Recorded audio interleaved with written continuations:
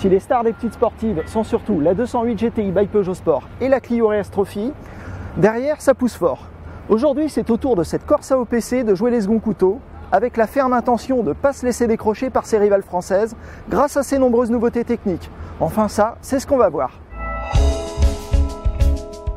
Extérieurement, cette seconde génération de Corsa OPC rappelle nettement sa devancière. Rien de plus normal, surtout de profil, puisqu'elle partage toujours la même vitre de custode arrière. Heureusement que le reste évolue, même si l'ensemble manque un peu d'audace, voire de sex appeal face à une concurrence souvent plus inspirée.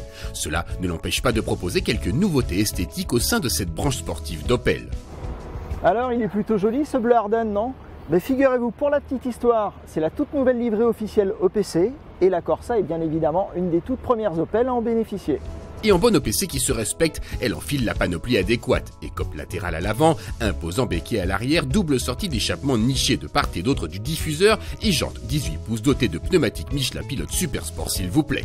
Et sous le capot, chez les petites GTI, la tendance moteur, c'est 1,6 litre turbo pour tout le monde. Et cette Corsa OPC, elle ne déroge évidemment pas à la règle, avec le bloc de sa devancière, toujours dépourvu d'injection directe, mais doté cette fois-ci d'une nouvelle admission et d'un échappement revu.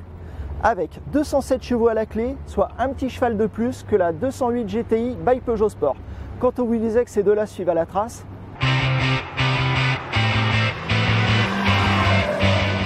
bien aidé par son turbo et une fonction overboost qui permet de faire passer le couple de 248 à 280 Nm durant un court laps de temps, ce bloc a du punch. Efficace dès 2000 tours minute, il s'essouffle au-delà de 5500 tours minute. Pourtant, les 207 chevaux sont là, et bien là. L'échappement signé Remus y ajoute une ambiance sportive grâce à un timbre rauque. De son côté, la boîte manuelle à 6 rapports bien étagés permet des relances toniques. Dommage que la commande manque un peu de franchise, malgré des débattements raccourcis et que l'imposant pommeau ne facilite pas la prise en main. Ambiance sobre, voire austère à bord de la Corsa OPC. La présentation classique manque de fantaisie, même si les assemblages sont sérieux. Pommeau de levier de vitesse, volant et pédalier sont les seuls signes de sportivité.